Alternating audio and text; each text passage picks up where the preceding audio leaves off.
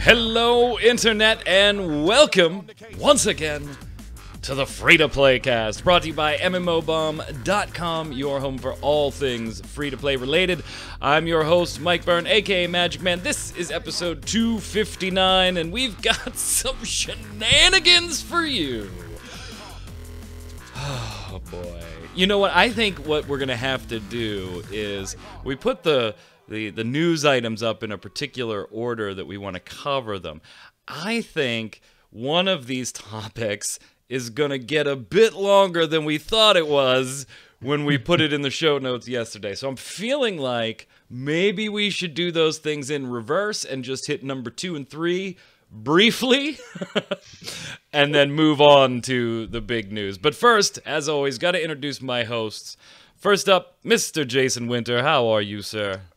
I don't know, man. I mean, we got that big news, that big Daybreak news. We're going to talk about H1Z1 on consoles, right? That's all that happened this week. Yeah, I mean, it was supposed to be a good PR week for Daybreak. Yeah. H1Z1 coming to the consoles. That embargo dropped I did Tuesday. An interview last week. I got to ask, in just, full disclosure, do you or have you ever owned any portion of Daybreak Games?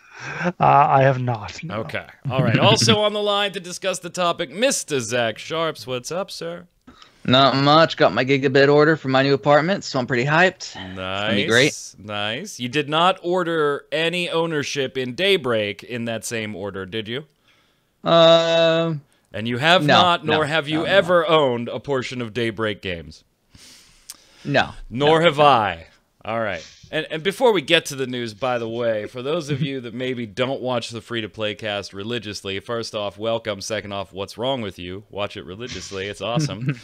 But third, and more importantly here, the Free-to-Play Cast is, and always has been, and always will be, the individual opinions of whatever hosts happen to be on that week. It is advertised as such in writing, and always has been. We have multiple hosts over the years that funnel in and out. They are not representing whatever particular company they may work for when they are on the show, just because MMO Bomb broadcasts it. So my opinions, they're mine. And if you don't like them, fuck you. Let's get over and go to the news. All right, so let's go down to number 3 real quick, because I think this one's going to be the quickest of the 3 topics. Defiance 2050 had a closed beta test this past weekend. Now, it was supposed to be on PC and consoles. It got relegated to just the PC. However, they are having their second closed beta test this weekend, and it will include consoles. I got my invite to that one, too. I did a first look on it. Now, there were some limitations, but none that prevented me from doing a first look. We were limited to the Assault class, and then generally the rest of the limitations were level related. Like, we could only get to level 25 and stuff. So none of that stopped me from doing a first look video. You gentlemen, I believe, did not make it in, right? There was confusion on what the keys were for, and nobody actually made it in even late? Nope. I just watched Troy. Did he live stream? Yeah, he did. Gotcha. I just watched you. Just watch the first look. All right, so then let's go. Zach, did you watch the first look? You're not tainted by my... I watched a little bit of it, especially like the graphics comparison. That was very useful. Yeah, I thought so too. Oh, he's so proud of that. No, I'm not. Split screen. Oh, come on. That wasn't complex at all. I've done much more complex on other first looks where I started getting silly because the game sucked, and so I just made it an entertainment extravaganza instead of a first look. This one, I being a Defiance fan, and I think full disclosure here, Jason and I kind of sit in the same boat. We're super, super casual Defiance fans. Like, play it for 3 or 4 days straight for a few hours each day, really into it, and then don't touch it for really long stretches of time. I'd say that's a fair representation of both you and I, Jason, right? Yeah. Zach, where do you fall? I don't even know if you ever really got into it casually. I played it a decent bit early on, but I never got into it that much. All right. So let's start with Zach, since most of your viewpoint is going to come from you watching Troy with maybe a little bit of the first look in it. Yeah, graphic overhaul, and we could talk about all of that stuff. What were your general impressions? Does it make you want to jump in as somebody who really wasn't into the original Defiance? What were your overall thoughts from the closed beta weekend? You know, I'm sure they probably did a lot of work behind the scenes, but I didn't see any of it. It looked pretty much the same as the old one did, and maybe that's just bad memory. Like, I just don't remember like what the old interfaces looked like, stuff like that. But it didn't look like a new game. It just, or even a revamped game. It just looked like Defiance, maybe with different, you know, lighting, maybe with a little bit higher resolution textures, but they can't fix something that is that old just with little tweaks, and I think that's going to show when the game inevitably doesn't do that well once it launches. So, Jason, your overall kind of viewpoint? Yeah, as I was watching your first look, I would have a thought about it, and like 10 seconds later, you'd say the exact same thing I was thinking of. So I think we come out exactly the same here. It's like, yeah, the graphics, which is what they're really touting as the big deal, because it's the first thing you see. So obviously they want to, tout up the jump graphics. to the next gen of consoles, right? Because it was a Right. PS3 game, so they want to up their game for the PS4 and Xbone. Yeah, and yeah, they just didn't seem all that impressive. I mean, I liked looking at it, seeing how they might be working working over the skills. Inventory was just terrible. That was one of the worst things about the Yeah, it's still not original great, game. but it's a little better. But yeah, as you were saying too, I mean, the fact that you could very clearly tell it had been designed, the menu system had been designed for consoles. I hope they can do just a little something there to throw PC players a bone and make it not look so terrible. 'Cause I remember the same thing with DC Universe Online when that first came out. Yep. And I don't know if they ever fixed that, but I got tired of it after a few months and just was like, not really. I just use a controller for that game. You plug in a Right. controller. That was, I played DCU on the PC at launch, and then I actually just played that maybe 2 or 3 months ago. Got into it for a month and subbed just to mess around and see all the new stuff because it had been a year or two, and I did that one on the PS4. Fired it up. Yeah, and Zach, you kind of mentioned it. You know, they mentioned a graphics overhaul, and I tried to say in my first look video that I can almost understand why you want to say overhaul, because I do recognize, just like it sounds like you did, that there probably was a lot of work involved, like sit behind the keyboard, get the work done type work on Trion's part. And so if you just come out and say, we tweaked the graphics a little bit, maybe that could be a little demoralizing to the team that did it, knowing how much work they put into it. But I think on the flip side, overhaul really just oversells what they did. Just dramatically oversells what they did. Is there a slight improvement at the end of the day? Yeah, I'll give you that there's a slight improvement, but not enough that it would have been like one of the top 3 bullet points on what we're doing with Defiance 2050. I do like, but this is maybe Defiance fans won't like this. I do like Jason being more an MMORPG player than a shooter type player. You know, Defiance was always that kind of blend of the two, the blurring of the line, and I feel like that blur is now shifting a little bit, and I said this in the video, a little closer, even more, to the MMORPG side through the itemization stuff that they're doing. They're making those systems a little easier to use. They're making events slightly different. I just got the feeling that it was, I hate using this term, but I felt like it was dumbed down a little for an average MMORPG player rather than somebody that wanted to get involved in the nitty-gritty of what used to be their itemization, enhancement, modding, and all of that stuff. So I could appreciate it. I'm going to play it when it comes out. I still haven't decided. I think this might be something I jump on the consoles with my brother Havoc, who's been on the show, and some friends and stuff, rather than PC, just to, chill. Because the hitboxes, Zach, are huge anyway. It's not like it's a precision shooter that you need keyboard and mouse to begin with. Even level 1 enemies, they're still bullet sponges. I mean, you're still going to shoot everything forever before it actually dies. Here's my biggest concern, and if you stayed with me through that long first look, I kind of gave this synopsis at the end, and I want to see if you two gentlemen agree, disagree, or your thoughts. I think this is a really big risk for Tryon, and I don't think they have the benefit that Funcom did going into this type of big risk, where you shut down and revamp and relaunch a new product in a new way, but you force your people that have played it for years to start over. Funcom with the Secret World into Secret World Legends had such a cult following that was based entirely on everybody's love of the story in that game. And quite frankly, the Defiance story never captured me. Even when I watched the show, I didn't care about the story in-game. I don't think there is that type of cult following where people like Q are looking at, do I want to reinvest 200 hours just to get back to where I am now, knowing that all of the story and DLC content that they've already played through, that's going to be the same. There is no difference until you get to endgame where new content will be spilled. I think it's a risk to begin with. I think it's a risk that Funcom took, and we could argue about their results. We haven't seen anything publicly, but I get the feeling Secret World Legends is doing well now that the new content has started to roll. I personally don't think Defiance is going to have that in their favor. But I also recognize that if they piss off 30% of their PC fan base into not playing anymore, opening this bad boy up on the current generation of consoles, an audience they don't have anymore, could offset or increase the net players. So it's risky. I hope it pans out for them. But I think, hell, I didn't do Secret World over again, Jason, and I loved Secret World. I certainly wouldn't do Defiance over again if I had to. Yeah, a big difference is that Secret World went from not free-to-play to free-to-play, even though it wasn't only a $10 game or whatever, purchase whatever. Whereas Defiance has been free-to-play for a while now. Like I said, not available on the current set of consoles, which is going to be a plus for them. But like you said, if you're a veteran player, there's really nothing new there. Even in the, like, having played what bit I did of Secret World, knowing they had a different skill system, that was kind of neat to me. I watched all the videos, saw how that was going to work, how I was going to master my new weapons and whatever. And I thought that was at least a different gameplay kind of thing. Whereas Defiance doesn't even have that much going for it. Well, yeah, really even the combat mechanics in Secret World changed. In Defiance, nope.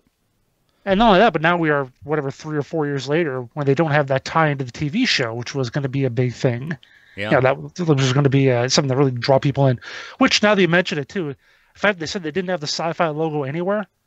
Did Sci-Fi ever have anything to do with Defiance? Oh, God. Was that a misunderstanding? Don't start. It's probably just a misunderstanding. We'll get to that later. It's probably just a misunderstanding. It's the damn press spreading rumors. Go ahead, Zach. Yeah, I agree with the last part of what you said, Mike, that the fact that they are going to be releasing on new platforms is most likely going to offset the loss in the PC player base that would occur. You got to get them to stay, baby. You got to get them to stay. That's true, but were they already declining in the first place? And I think that's what was occurring. So they're trying just to make a little bit more profit off of this before they eventually shut it down. If it, ends up just not succeeding at all, but it could possibly get a little bit new life, a new player base on consoles, because there's not a whole lot of experiences like that on the consoles. But that said, it is older, and part of me wants to sort of go PC master race and say console players, they are fine playing shit graphics, but but your PC ain't pumping super great graphics for this if you're a 4-year-old game anyway. It's not like exactly. Yeah. That's what I'm saying is, it's not really that great of graphics to begin with, but it looked outdated when it launched in some respects. Yeah. So I don't know. It's going to be interesting to see, but I think it will at least break even for them. So.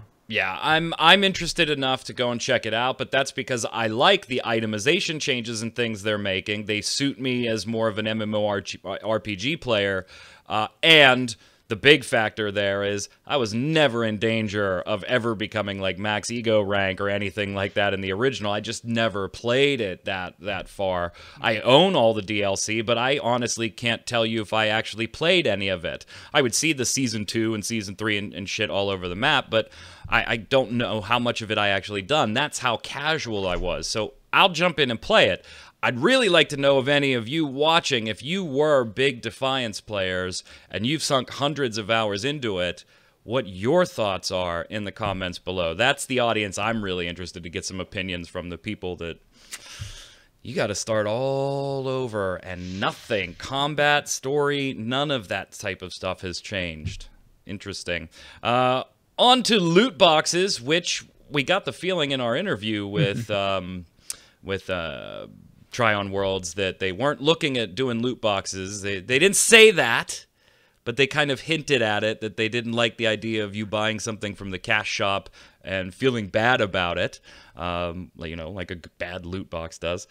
But loot boxes are in a little trouble, but not here in the United States yet. Jason, what's going on? Yeah, so apparently in Belgium, we heard about this a couple months ago. The Belgian Gaming Commission was going to look over loot boxes in various games. Right, and so was Hawaii and Australia and all kinds of other people. Mm-hmm. And apparently just this last week, they came down with the ruling. They said that loot boxes in Overwatch, Counter-Strike Global Offensive, CSGO, FIFA 18, and Star Wars Battlefront 2 are illegal. Straight up illegal. Damn! Not you have to modify them, not you have to change how they work. You got to get rid of them, or you could go to jail. Now, who the "you" is exactly could be questionable. Yeah. You can't Excuse arrest me, all Mr. Blizzard. Moorheim. Could you come outside, please? I don't think it's going to be like that. I'm Jeff Kaplan from Cell Block D. Anyway, but yeah, so you know the apparently they have to be removed by, I don't know if there was a date given. I thought it was, but I don't seem to have it in there. Didn't they kind of back off of Star Wars though? Because they had said, hey, well, they removed them. So while we found them to be illegal the way they were implemented, they're not implemented.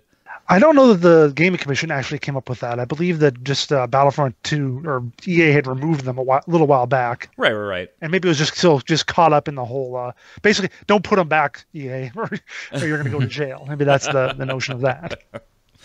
So those are some big hitters. EA, obviously getting slammed on the Star Wars Battlefront 2 side, Zach, and the FIFA side, particularly the FIFA side. That's a big one for them. For EA, Overwatch, and then Counter-Strike Global Offensive. I'm always still amazed that CSGO is still as big as it is. Like, that just amazes me every time. I'm like, yeah, that's right. That thing is a big deal still.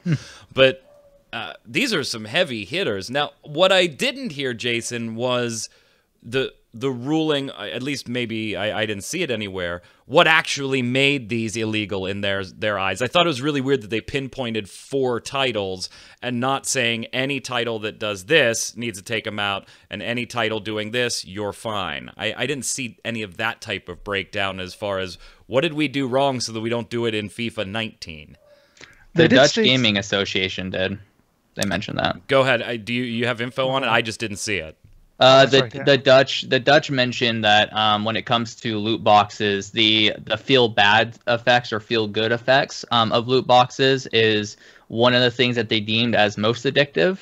But they also mentioned that loot boxes as a whole are gambling as well. So so this was just the entire shebang. Yeah, and that's not Belgium, but two that's different companies. Right. 2 different countries. Yeah. Exactly, but also the Dutch included PlayerUnknown's Battlegrounds, Rocket League, so yeah. They had a different set of 4 games. Actually. Yeah. Well, FIFA 18 and 3. FIFA 18. Yeah, FIFA was consistent. Way to go, FIFA. Way to go. I think this gets now. It's been scary for a little while, right? For these companies, EA doing what it did with Battlefront 2 and causing kind of the tidal wave to finally crest and hit the shore, which we all knew. We had talked about for the last at least year on the free-to-play cast and behind the scenes, Jason, you and I, that legislation is coming. It's just a matter of who's going to force the issue first, players or the companies. And it seemed like it was the companies, particularly EA. If I'm the rest of these companies, by the way, I got to be looking at EA going, you son of a bitch. We had a cash cow. We had a cash cow. Unbelievable. You had to mess with Star Wars. So it was a little scary for them. And then it seemed like, Hawaii wasn't able to get its things passed. And so, okay, maybe we can ride this out and we'll back off a little bit and see if we can find some other ways to do some things. This is big. Although this is just a few EU countries, I feel like this is big. This is a potential game changer, Jason. Yeah, and there were already like some sanctions going on. I remember China had their thing about how you had to like reveal the odds or whatever. Right. So even that's been going on even before that. So now you've got at least a handful of countries in Europe or in Asia that are now making these distinctions. Now, will that ever happen in the U.S. on a national level? I think that's a little iffy. I think state by state, Hawaii, of course, we talk about. Washington State was also looking at some legislation as well. But of course, the thing is, how does that work? In general, if I, like if I live in Hawaii, or let's say I live in right now I live in Maryland, I can buy loot boxes from Overwatch. If I move to Washington, can I not? If they make that illegal there, right? How does that work exactly? What if I bought my loot boxes in Maryland and then moved to Washington? I didn't open them yet before I moved to Washington. So yeah, I think companies, if any significant number of like U.S. states really start doing this, I think they're just going to have to overall mess with their games. I just imagine like when you move and you call Comcast or whatever, and you're just like, hey, is your service available at this new address? Okay, great. Oh wait, now I got to call Blizzard. Are my loot boxes available at this new? I ain't buying that house. Screw it, honey. The loot boxes can't go. We ain't moving. Yay, kitty. So, Zach, you had read a little more on this than I did as far as some of the minutia of it. Is it just loot boxes in general, or the paying of cash for a loot box? Like, would it be okay for a loot box to be in a game where it's the only way you could buy it is farm up in-game currency and get a random reward of some type? I would assume that something like that's still allowed, right? It's just the cash trigger for that slot machine. Yeah, I'm pretty sure that if I remember correctly, they didn't really mention explicitly, paying for it. But I'm sure based off the verbiage of how they said it's like addictive and whatnot, if it wasn't, cash loot boxes, they probably wouldn't have an issue with it. But because you're paying money for it, right? They have an issue with it. I think at that point, though, as a developer, you don't even bother, right? You just if you want to give rewards for in-game currency, you just have a vendor that sells all the items and go get what you want. It's like back in the old days. Because then right? Back when you paid $60 for a game and that was it. Oh, get off my lawn. Interesting. We will definitely be keeping an eye on it. And let's get to our big news of the week here. So, first I want to show you a little graphic because we got to give you some boring non-game related information so that you understand why the game-related information is confusing and doesn't make any sense. You might remember a few years ago, 2015, I believe, Daybreak Game, formerly Sony Online Entertainment, at that time being bought out by a financial investment firm called Columbus Nova. In fact, there is a free-to-play cast where we specifically kind of broke down our idea of pros and cons about being owned by an investment firm, somebody that historically probably wouldn't care much about the game itself, just the money, the money, the money. And we talked about it ad nauseum for weeks. And by the way, we got that information from a press release, okay? We didn't just guess, Daybreak. The press did not just guess you were bought by Columbus Nova. So I need to show you a little graphic here for just a second. It was actually 3 companies at play in what we're about to talk about. We've mentioned Daybreak. You know what they do. EverQuest, all that fun stuff. DCUO, whatever. Columbus Nova, their parent company, as dictated in their press releases back in 2015, as reported by all gaming websites. And in case you don't trust gaming websites because they're all fake news, Forbes also reported on this. The Money magazine and investment firm would really be interested to see what their opinion was. At the top of this chain, a company that we really didn't mention a lot back then is Renova Group. And why we didn't really mention them is because they own Columbus Nova. Okay, Columbus Nova bought Daybreak, and yeah, that kind of falls under Renova's umbrella, but Renova didn't buy them. But why do we have to bring Renova in here now? We've got to bring them into the story because on the U.S. political landscape, there have just been sanctions leveled from the U.S. against a number of Russian oligarchs, one of which plays into our story. I mean, this just gets, it's like a rabbit hole. Victor Vekselberg, who owns the Renova Group conglomerate and its subsidiary. If you don't know what a subsidiary is, it's the daughter or son company. So the company owns Columbus Nova. Victor is one of the oligarchs that had sanctions levied by the U.S. against him. Those sanctions, in turn, could involve a number of things, and they are going to involve freezing of assets within certain companies and holdings that Victor himself has, and a number of other penalties. Companies were being encouraged to end their business with these organizations before a deadline so that their proceeds or their funds would not be part of that freezing. They've been told to, quote, wind down operations, contracts, or other agreements involving these figures. Now, they're estimating between 1.5 and 2 billion in assets from Vexelberg have been frozen because of these sanctions.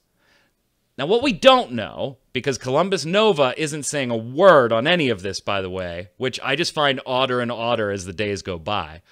Columbus Nova, we have no idea if they are impacted at all by the freezing of these assets of their parent company. We just don't know. And they're not saying anything. Renova isn't commenting on the situation either. Now, Jason, I think that's where the story would have stopped, right? Hey, Daybreak's parent company, Renova, got some shit going on with sanctions. Assets are going to be frozen. We don't know if Daybreak's going to be impacted by this or not. We've reached out to Daybreak. They said they don't expect anything to happen. They said no comment. They said whatever. We'll just have to wait and see. To me, that would have been the end of the story, right? Yeah, that's what it should have been. And basically, this came up because some gamers got on, I think, the EverQuest 2 forums or whatever and just started posting about that. Said, hey, we see this going on. Does anyone know if this is going to affect our game or any other Daybreak games? So, Massively OP, asked Daybreak. They said, hey, is this going to affect you guys at all? And the response they got was, let me read it exactly. Daybreak Game Company has no affiliation with Columbus Nova. Jason Epstein, former member of Columbus Nova, is and has always been the primary owner and executive chairman of Daybreak Game Company, formerly Sony Online Entertainment, which he acquired from Sony in February 2015.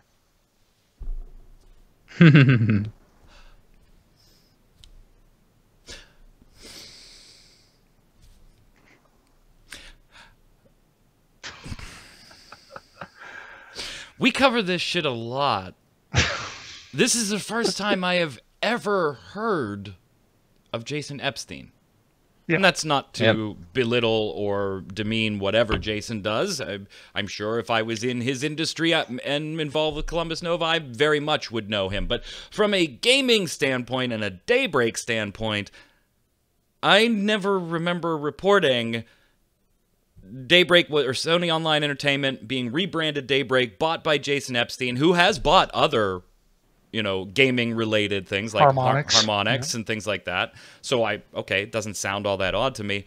Bought our company. Oh, P.S. He's currently a managing partner at an investment firm, as background information. In case you don't know who Jason Epstein is, he's a managing partner here. I don't remember this 3 years ago. I don't remember this. What happened? It wasn't the press release, just so you know. He had a quote in the press release. But it wasn't, I bought that company. That wasn't what he said in the press release. So in the press release, Zach, that was released February 2nd, 2015, it starts, and this is from Daybreak. By the way, you can't find it on their site right now. Why? Because 24 hours ago it disappeared. I love Internet Archives. I love Internet Archives. We have it. We have links to it. You can check it out. And Mop's piece, I think they posted it in full. So if you just want to read it there, fine. But come to our site, too. Give us a little click. Posted it full here. Did we? I thought we just posted the link. Then forget Mop. I love Mop. Love Mop. I mean, they broke the story. We credited them. This is their baby. Everybody's just running with it at this point. This is the way their press release starts. Can you guess what the first two words of the press release, Zach, are? Acquired by Columbus Nova? No, just Columbus Nova. Oh, okay. San Diego, February 2, 2015. Columbus Nova, an investment management firm based in New York, announced today that it has completed its acquisition of Sony Online Entertainment LLC, SOE, a recognized world leader in massively multiplayer online MMO games and emergent gameplay. Sorry, I just had to kind of choke down recognized worldwide leader. Best known. 3 years ago, they kind of were. But yeah, because EverQuest Next was still a thing at that point. It's even mentioned in here as the highly anticipated. Oh, yeah. Hey, look, landmark. Ding. So skipping ahead, Sony Online Entertainment, newly rebranded as Daybreak, is a great addition to our existing portfolio. And I'm emphasizing some of these pronouns here on purpose. Its acquisition. Our existing portfolio of technology, media, and entertainment-focused companies. We see tremendous opportunities for growth with the expansion of the company's game portfolio through multi-platform offerings, as well as an exciting portfolio of new quality games coming up, including the recently launched H1Z1 and the highly anticipated EverQuest Next to be released in the near future, said Jason Epstein, senior partner of Columbus Nova. The recent early access launch successes of H1Z1 is just one testament to the talent and dedication of the studio's developers to create great online gaming experience. Then John Smedley chimed in on what he thought as president at the time of this acquisition. And again, we're excited to join Columbus Nova's impressive roster of companies. Not Jason's impressive roster of companies, Columbus Nova's. This was not the media running with an assumption. This was their press release. This was what they posted on their site, Zach, that stood for 3 years. And now all of a sudden is disappearing. Other things are disappearing, which has just caused the internet to go berserk and start digging up tax filings and everything. And it just gets weirder, doesn't it? Fake news, witch hunt. Believe me. It's nuts. It's nuts, Jason. Yeah. I mean, and then when they massively went back to Daybreak, they cut clarification, and Daybreak said it was current executive chairman Jason Epstein, former senior managing partner of Columbus Nova, that acquired Daybreak, not Columbus Nova itself.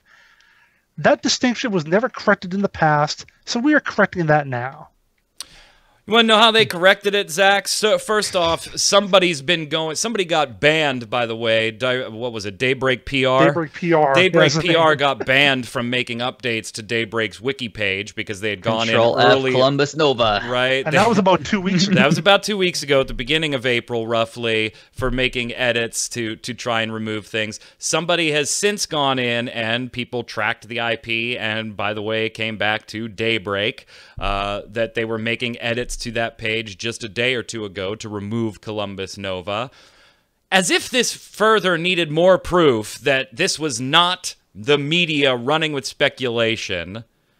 The privacy policies for Daybreak, Zach, included who we share your information with, referencing our parent company, Columbus Nova. Archived, baby. Archived, you better believe archived. And today, that same policy now reads, any of our stakeholders who have over 50% of the ownership of the company can have access to the third-party information that they gather on us, the players. Tax filings, by the way, most recent ones in certain states, again, this gets dicey because things are different in different areas of the country and filings. They do point at Jason being a primary holder, if not full holder. Not Jason. Jason Epstein as being a primary holder. The tax file, but the addresses listed, guess whose addresses those are? And then at one point, there's a tax filing, I think it's 2017's, that shows Sony still owns 10% of Daybreak Studios. I mean, it's just getting so bizarre by the minute, Zach. What the hell is going on?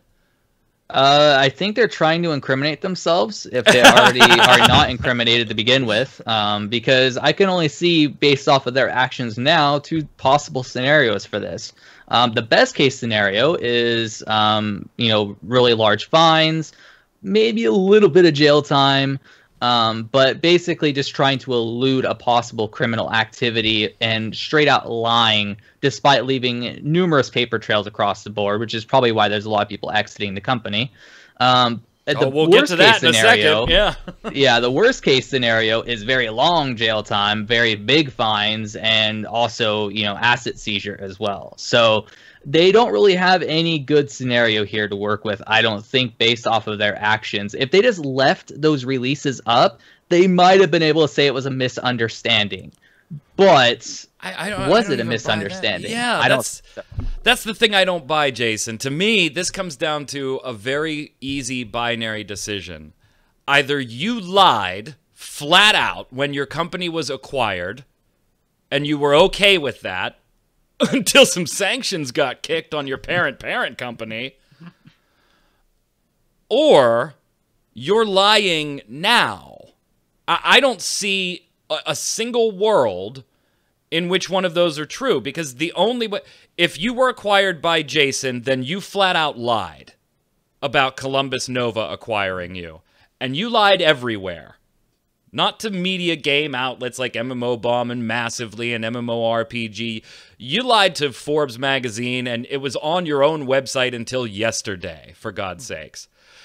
If you were bought by Columbus Nova, and at some point your ownership changed, so the initial press release is true, but then ownership changed at some point. A year in, a week ago, doesn't matter.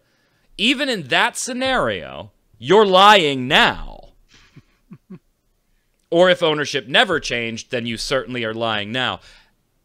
And the part I don't understand, Jason, help me with this, because you and I have talked about this behind the scenes. The part I really don't understand about this is if there's no it to cover up, to distance yourself from, these lies are pointless. They are absolutely pointless, because I don't think anybody with an ounce of common sense would look at you and say, hey, yeah, we were bought by Columbus Nova. There's some shit going down with Renova.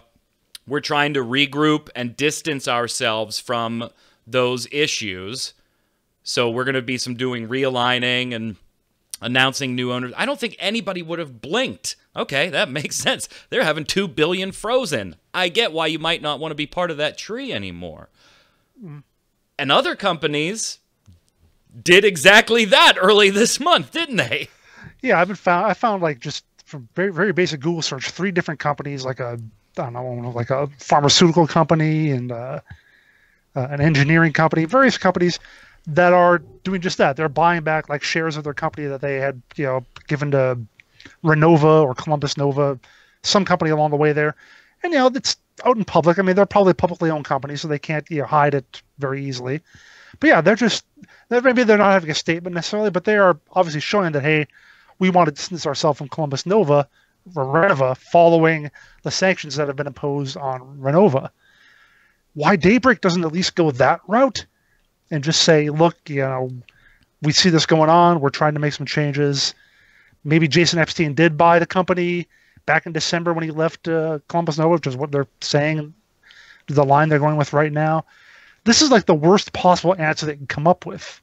And the only reason I could think of it is that admitting otherwise would be so much more worse.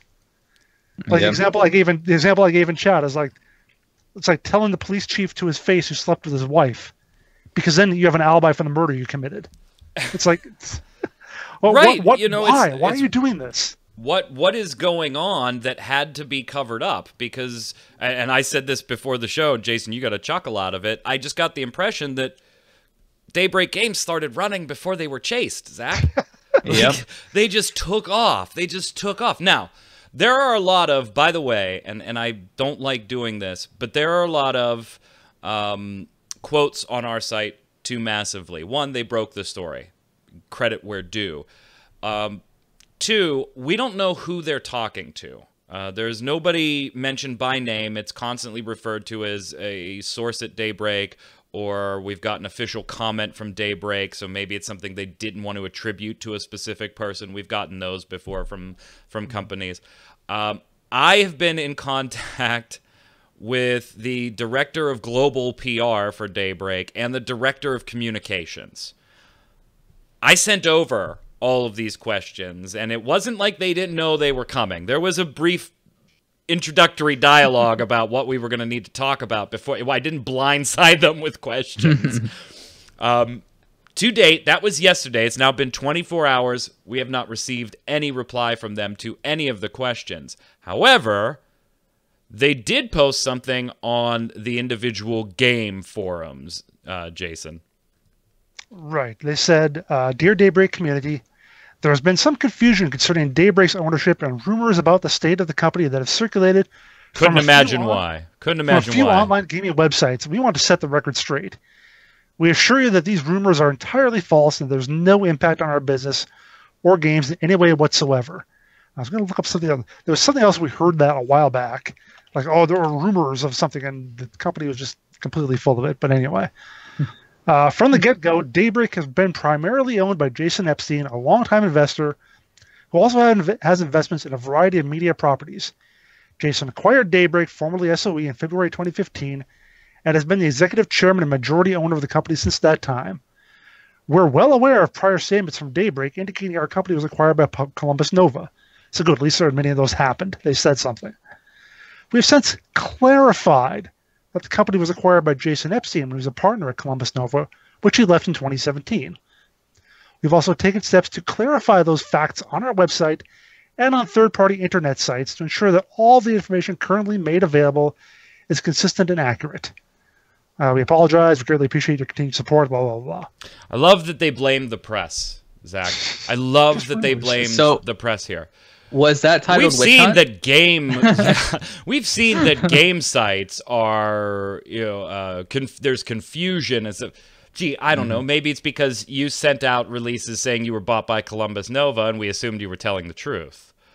I can't imagine why there would be confusion, Zach. Oh, it pretty much, to coincide with this, by the way, the rumors of there being maybe issues at the company that aren't true, there's layoffs. Yep. Yeah, my guess. We also had one high-profile person totally bail, and that was before the layoffs. They left. We don't know why. Maybe it has something to do with this. Maybe it has nothing to do with it. And it's just unfortunate timing. But we have a pretty high-up person, Jason, that left the company, the senior VP. Yeah, senior VP Laura Navio, who, along with John Smedley, I did an interview with her and Smedley like about 2 months after the acquisition. And they certainly never said anything about it not being Columbus Nova. Smedley has later come out and he's just put that on Facebook today saying, I thought it was Columbus Nova, basically. Yeah. Zach, he's saying, we as employees were told, even me, the president, that we were bought by Columbus Nova. If that wasn't the case, I didn't know it. And that's Smedley on Facebook today. Mm-hmm. Yeah, and I trust Smedley a lot more than their current regime. I never thought that sentence would ever come out of my mouth, by the way, that I believe Smedley. I'm not saying Smedley's ever lied to me. He is a very gracious guy, and I've talked to him quite a few times. And although we may disagree on things, and he can be abrasive at times, he's never flat out lied to me. But he has given me PR speak, right? But yeah, so damn, Zach. Yeah, I believe Smedley. I'm gonna make a shirt.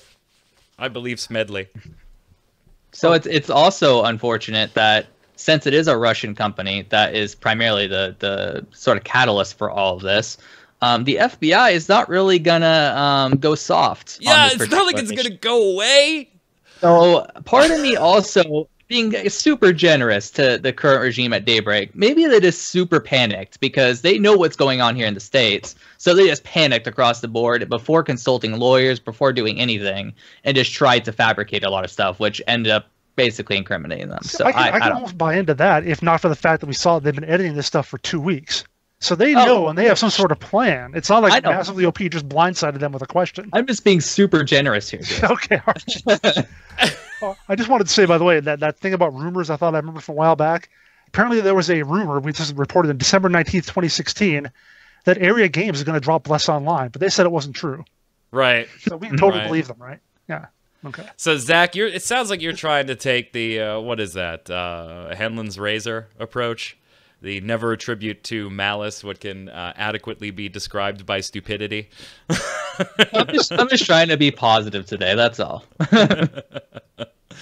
I don't know. And I also have a conflict of interest because I like DC Universe Online, and if anything, I thought you were going to say because you were part owner of Daybreak. No. You lied at the beginning of the show. This is just such a mess. And okay, personal opinion time.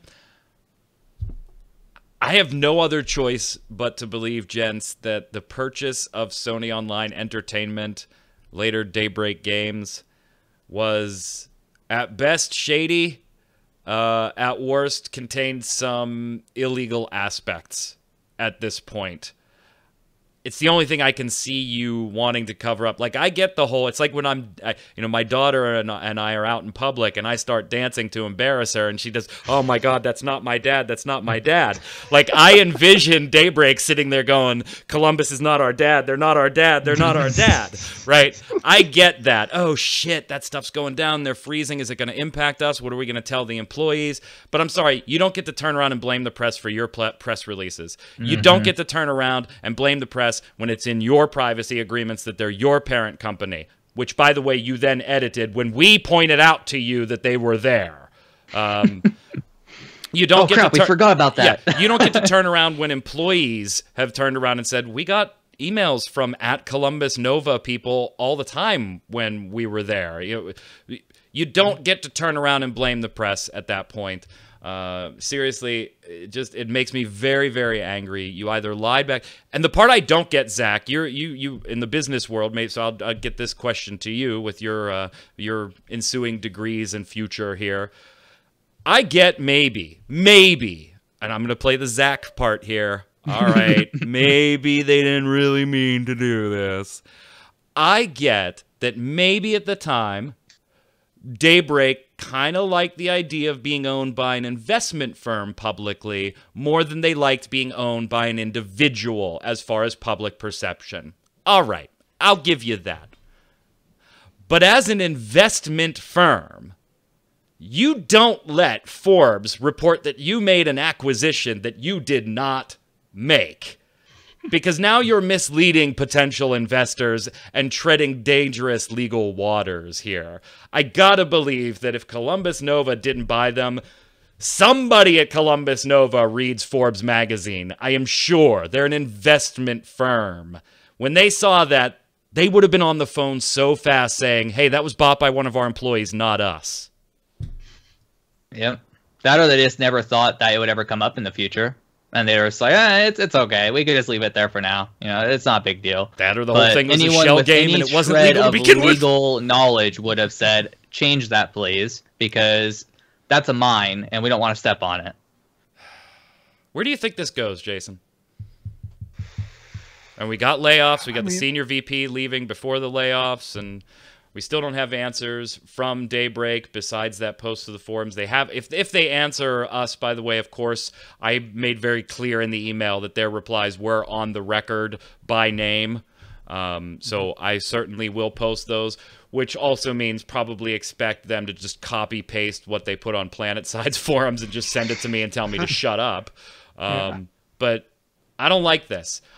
I understand in the press world that we get silly answers that are half-truths or baked a little bit in PR speak. I think as gamers we all understand when we read something like, well, we take player feedback very seriously and we always aim to improve the game. Whatever you just asked about ain't gonna happen. That's what that answer means. Whatever feature you just asked about, if that's the answer, it means they're not even working on it, not enough people want it, they don't have time to do it or the money to do it. We understand that there are situations when you can't comment. Layoffs, right? You typically don't comment about those until after they're over and things like that. We understand that. But when you flat out lie, and then it looks like you are piling shit on a pile of shit to cover up the original shit, I don't know what to do with you as a company. I can't trust that even your latest update email to DCUO is something trustworthy that I should report on, Jason. Is H1Z1 really coming to consoles? It should have been an easy PR week for Daybreak. I'm going to just read right straight up here what I wrote at the end of this last article. I said, I'm not a lawyer, so I'm not going to speculate on what the legal ramifications of all this might be. Even without taking all those into account, it's going to be hard for Daybreak to win players over regarding this kind of obfuscation and misinformation. This is a bigger deal than canceling EverQuest Next, which was already the final nail in Daybreak's coffin for a lot of people. Daybreak Game Company lied to its players for 3 years, or is lying now, and that's a trust issue that might never be overcome. So putting aside they lied to the press, okay, whatever, that's you, that's the three of us who care personally about that. Right. They've lied to however many million players they have, and that's something they're going to. If they didn't have PR issues before, they've got them now. Personally, I'm done. I was still going to give them a shot. I still played some of their stuff after the EverQuest next thing. But now I'm done. I've already like uninstalled H1Z1. I'm not going to get back into PlanetSide. No, just finished. I can't blame you. I can't blame you. Zach, your final thoughts on the issue, which I'm sure will be unfolding over the course of the next week too. So stay tuned to MMO Bum. Yeah, I just want to say the internet never forgets, the FBI never forgives, and I predict Daybreak will be shut down in the next 6 months. Ooh, that's bold. Man. That's bold. And see, like even like you mentioned Area saying we're not backing out of Bless, right? Mm-hmm. Even that, yeah, technically, did they lie to us? Yes, but I also understand that that's not something they can make. Would it have been better if, hey, we're exploring all options, we don't have a comment at this time? Yeah, personally, I would have liked that better. But I understand you can't tell me, yeah, we're backing out. Or maybe when you said that, you weren't, and the next day things changed because the higher-ups just communicated to you. This doesn't just feel like the PR person not being in the loop to me. This feels like the entire upper tier of the company in a scramble mode. What I'm stunned by, Zach, is that like they don't have somebody that goes, gang, the SEC, the FBI, the IRS, any of those companies that might be interested in a an acquisition, they're not gonna go to the wiki page and see, oh, I don't see Columbus Nova on here. It must be all good. Don't they have lawyers, or did they fire all the lawyers? Like, what's going on there? Oh my God! Yeah. All right. Let's like senior VPs don't leave the company over a misunderstanding. Yeah. And again, we don't want to ascribe anything to that, but it's just unfortunate timing if it has nothing to do with this. If it had something to do with this, I personally wouldn't be all that surprised. Love to hear the reason there, but I think it's that's going to wait until the dust settles. Let's go over to the weekly bombs. Jason, you're up. Well, last time I was on, I gave a dub bomb to Radical Heights because I kind of liked it. I was playing around with it a lot. I see Zach on there all the time. He's on my Steam. I see him playing a lot, getting stuck in trees. Yes.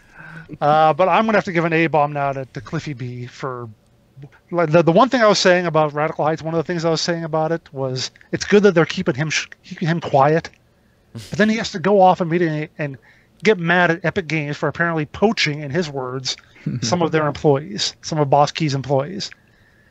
And I'm like, dude, your company was in the shitter completely. Yeah. Anybody at your company who wasn't like sending out resumes over the last 6 months, they all should have been. Right. Because you had nothing. Right. So to get mad at another company, a company which, by the way, it's revealed made like $200 million on its primary game last month. Yeah.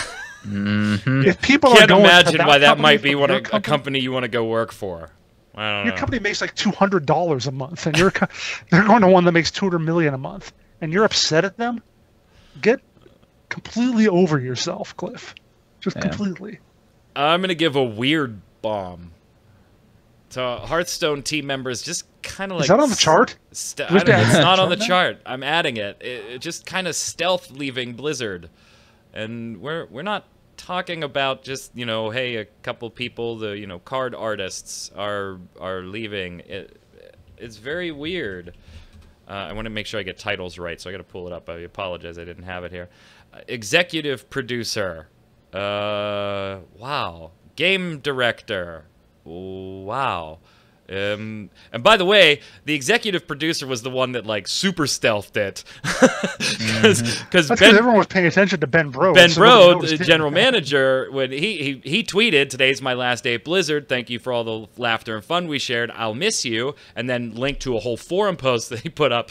Hamilton Chu, the executive producer, replied and said, "Weird, it was mine too." I mean, so he was like super stealth. Very weird. Two really high-profile Hearthstone people leaving Blizz. I wonder if they're owned by Renova. No, I'm just kidding. They aren't. They are not, at least as far as I know. Go ahead, Zach. I want to give a dub bomb to For the King. It's a indie tabletop turn-based RPG that you could play co-op with your friends, which is what I'm currently doing. It's just a really fun game, and it's only $16 on Steam. You can find it cheaper in other areas as well. But yeah, I've been playing it a lot recently, and it's very beautiful, very fun. Yeah. Nice. Something new to check out. From the viewers, Candy Kid says, the MMO game market has really gotten deep to the point of seeing so many good games get abandoned on online or shut down. I think that's just the nature of the beast, Candy. The nature of a free market of shitty games sometimes. Go ahead, Jason. But as he says, there's a lot of games that are decent out there. But Yeah. when there's a million decent games, game number 1,000,001 just doesn't find a spot. So, Yeah. Are you sure you don't want me to read the next one? All right, fine. Go ahead, Zach. I had a feeling you were going to say that. I forgot to change the order around. Tidania says, "The bomb to Mike for keeping that one Lawbreaker player who was looking forward to an update in mind." Hey. Well, I mean, that one player was probably Cliffy B, let's be honest here. I look out. No, it's not. It wasn't. I look out for all players, even that one. All right, here we go. Go. Since somebody said something nice about me, I couldn't, in good conscience, not put the something nice somebody said about Jason also in the show notes. So go ahead, Jason. Okay, I'm confused. But whatever, anyway. Go ahead. Breckner Catalan says, woohoo, Jason Winter rocks. Thank you. I think that's because of your costuming last week. Oh, yeah. Or last show for Radical Heights. I don't know if that's the same. Someone came into my stream last week, too, and said the same thing. I was talking about it anyway. Got to give an A-bomb to the lack of creativity that the vast majority of MMOs show in the player races department. WoW has, 17 races? And a lot of them are just variations of elves, which are just humans with long ears. EQ2 has some furries. So does Guild Wars 2 or Terra, but they're still humanoid in form. Would it be so strange to have races that aren't humanoid-based, especially in games where choosing a warrior locks you into one specific race? Now, I will say I know about Guild Wars 2 in particular. They talk about having to draw armor for Char and for Asura, because the other three races are all basically human-shaped. Yeah. But it's a pain in the ass for them to have to draw the armor that goes to the other two races. So I can maybe see that could be an issue, just the graphics consideration of dealing with that sort of thing. Let me ask you this, too, because I read this and I thought it was interesting, because, yeah, you think immediately, oh, man, make some really wild-looking races and stuff like that. But then when I thought about it a little more, Zach, I kind of went, I wonder if a lot of that, besides the art aspect, which I'm sure has to be a consideration, I wonder if a lot of that is the immersion factor. Like, if the MMORPG is designed for you to sit there and play hours and hours and hours and hours and upon end and become immersed in that's your character, I think it's generally a lot easier to do that, even if, you have a crazy Mithra cat girl, but she's generally humanoid in form, rather than looking at some, gangly four-legged beast being your avatar for an MMORPG. I think it works in shorter games. I don't know, just something I thought about. Maybe I'm crazy. I don't think you are. I agree. Blue Rayon says, A-bomb to Final Fantasy IV. Well, you know what? Forget this. You're off the show. Delete. No, I'm just kidding. I'm just kidding. Blue Rayon says, A-bomb to Final Fantasy XIV and having almost 400 items in the cash shop. How many items do you need in a buy-to-play and pay-to-play game? And some of that is more than the base game. Don't even know if any free-to-play MMOs have that anywhere as much as that in their cash shop. They already charge us more for storage. Hate greedy publishers. $30 for an emote for an animation that was already in the game. Dub-bomb to Terrarian still planning out and putting out updates. Go ahead, Zach. Luca Dornjak says, A-bomb to Soul Worker, NA and EU. The game is barely out and people are already leaving it because of the stamina system and the reduced experience game in comparison to the Japanese version. Why in the hell did you think it was a good idea to make us grind more and limit our dungeon runs is beyond me. The game is based on a grind system and yet you limit the core thing that keeps your game alive. I hope that Gameforge sees that they made a mistake and fix it quick. Yeah, okay. Or we'll just have another dead game in a year. Shame to see it like this, because the game is pretty good with its combat and art style. I think Luca's dead on, Jason. Like, what company sat there and goes, you know what? Those stupid, lazy Western markets, they don't like to grind the way our Eastern markets do. We want to get a foothold in there. Let's make them grind more than we make our Eastern markets do. I mean, come on. Who sat there in the boardroom and did that? Go ahead, Jason. Who sits there and thinks that a Korean game isn't going to be like that? I don't know. Daniel Oppenlander says, I got a question for you guys and girl. Well, no girl today, but still the guys. Maybe Q will answer it next week. How come you don't move to all MMOs instead of only free-to-play? I've been thinking of it for a long time now. And so have we. That question periodically comes up for review with the owner of our site. Every few months, every 6 months, or when things like that, when the market feels like it's shifting one way or another, and it's weird because there is an ebb and flow to the free-to-play world to begin with, and so we'll have no news. Like, we'll be scrounging for news for a week, and then we get a whole shit ton of news for the next 2 weeks. Our general feeling on this, and some of us even on this panel and in chat disagree with the ultimate decisions that are made sometime. It's a company, right? We work for somebody. Unfortunately, Jason and I do not own the site. We can't do whatever we want. I can see the point of view, though. There are a ton of sites that cover everything. If we covered everything, which we would like to do because there'd be more to talk about, then there really wouldn't be any segregation between us and MMORPG and Massively OP and any one of a dozen other sites that you can. And I'm not saying that, we're the only free-to-play site in the world, but we are one of the bigger ones, and we kind of like that. Hey, we'll be your home for free-to-play games. Even if that means we're not going to get to talk about Bless Online. You can trust us to stick to this core if that's what you're looking for. So that's the general thought behind it. Could it change? Absolutely. At any time it could. And you guys and gals would be the first to know. You say we work for somebody, but do we or have we ever actually worked for him? I'm now going to ask, if he's on a board anywhere.